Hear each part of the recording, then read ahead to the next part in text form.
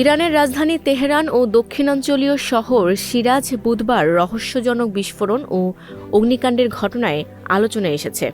সামাজিক যোগাযোগ মাধ্যমে ছড়িয়ে পড়া ভিডিওতে বিভিন্ন স্থান থেকে ধোঁয়ার কুণ্ডলী উঠতে দেখা গেছে, যা স্থানীয়দের মধ্যে উদ্বেগ সৃষ্টি করেছে। তেহরান প্রদেশে পারান্দ এলাকায় ধোঁয়া দেখা গেলে আতঙ্ক ছড়িয়ে পড়ে। তবে রাষ্ট্রীয় সম্প্রচার মাধ্যম IRIB দাবি করেছে এটি সামরিক হামলা নয়। নদী তীরবর্তী শুকনো নলখাগড়ায় অগ্নিসংযোগের ঘটনাই এর কারণ।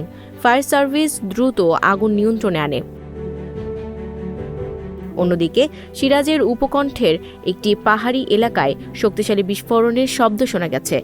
সরকারিভাবে এর কারণ জানানো হয়নি। প্রতিরক্ষা বিশ্লেষকদের মতে এলাকাটি কৌশলগতভাবে গুরুত্বপূর্ণ হওয়ায় নাশকতার জল্পনা উড়িয়ে দেওয়া যাচ্ছে না। রাষ্ট্রীয় গণমাধ্যম এ বিষয়ে বিস্তারিত তথ্য প্রকাশ না করায় রহস্য আরও ঘনীভূত হয়েছে।